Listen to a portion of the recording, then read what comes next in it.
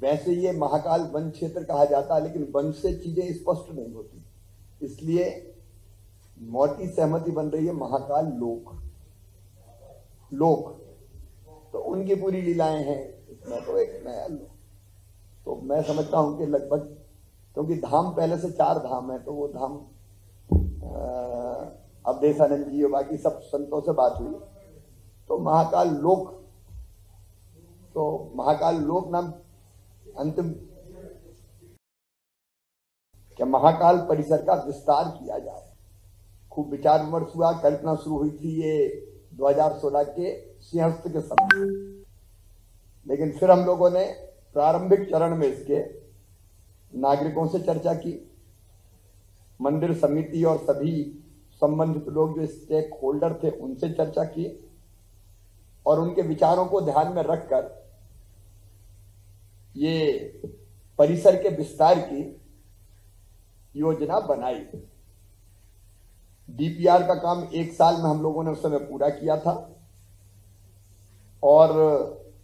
अपनी कैबिनेट ने ही पूरी चर्चा करके प्रथम चरण के लिए, कैबिनेट में चर्चा हुई थी, लेकिन प्रथम चरण के लिए जो टेंडर हमने बुलाए थे वो 2018 में बुलाए थे। तो 2018 में चुनाव के पूर्व इसके टेंडर आमंत्रित कर दिए गए थे। बाद में सरकार बदलने के बाद काम सुप्त अवस्था में चला गया था, लेकिन 2020 में मैं फिर यहां उज्जैन का दौरा सरकार बनने के बाद किया था, और तब बैठ के फिर और विस्तार से चर्चा करके पूरी समीक्षा की, और प्रारंभ में परियोजना की लागत 97 करोड़ की कल्पना थी, उसको बढ़ा के फिर 856 करोड़ की परियोजना ये बनी पूरी। और इसके 2 चरण हम लोगों ने तय किए। एक प्रथम चरण जो 351 करोड़ रुपए का था, लेकिन उस समय ये आवश्यकता महसूस की कि प्रथम चरण के अलावा भी और काम होने, तो फिर द्वितीय चरण के लिए भी हमने फिर यहां राशि स्वीकृत की। पहला चरण है 351 करोड़ का, 55 लाख का, और द्वितीय चरण जिसका काम प्रारंभ हो गया 310 करोड़ 22 लाख का। और ये भूअर्जन और बाकी सब चीजें, क्योंकि यहां से कई मकान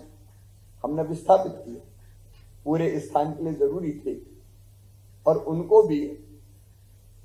कष्ट न देते हुए पूरी राशि देके यहां से फिर विस्थापित करने का काम किया।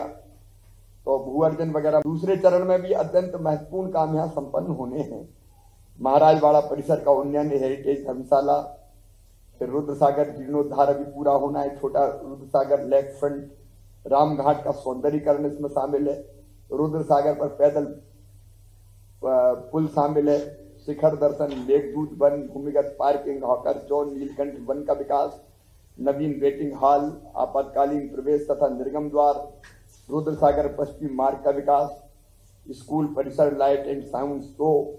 मंदिर पहुंचने हेतु सुगम मार्ग, त्रिवेणी संग्रहालय का विस्तार, नीलकंठ वन मार्ग का विकास, धर्मशाला का निर्माण, अन्य क्षेत्र का निर्माण, ऐसे करके ये काम होने। और उसी के साथ साथ कुछ स्कूल हट रहे हैं, तो उनको भी हम लोग बनाने का काम करेंगे। नवीन स्कूलों का निर्माण, गणेश नगर स्कूल का निर्माण वगैरह वगैरह सब मिला के ये पूरी परियोजना हमारी 856 करोड़ 9 लाख रुपए की होगी। और हम सबके लिए आनंद और प्रसन्नता का विषय है, गर्व का विषय है कि माननीय प्रधानमंत्री श्रीमान नरेंद्र मोदी जी स्वयं लोकार्पित करने हमारे इस पूरे परिसर के विस्तार का, जिसके नाम के बारे में भी चर्चा हुई है, 11 अक्टूबर को प्रधानमंत्री जी स्वयं पधार रहे हैं। हम उनका स्वागत करते हैं। और विचार मन में आया कि ये आयोजन केवल सरकार का ना रहे, जन का आयोजन बन जाए, इसलिए उज्जैन नगर की एक आयोजन समिति बनी है, जिसकी आज 12:30 बजे बैठक है। तो जनता इस कार्यक्रम को हाथ में ले, समाज सेवी संगठन, हर समाज, धार्मिक संस्थाएं, व्यापारिक संगठन, अलग अलग जितनी भी संस्थाएं, तो उसके बारे में वहां चर्चा होगी। इसी समय विचार आया कि आज महाकाल महाराज के चरणों में विश्व के कल्याण के लिए, देश की प्रगति विकास के लिए और मध्य प्रदेश की प्रगति विकास और यहाँ की जनता के कल्याण के लिए एक बैठक यहाँ पे हो। और इसलिए शायद मोहन जी बता रहे थे कितने साल बाद, 212 साल बाद ऐसा मौका आया है जब सरकार के रूप में सेवक, सरकार वो है, हम सेवक हैं,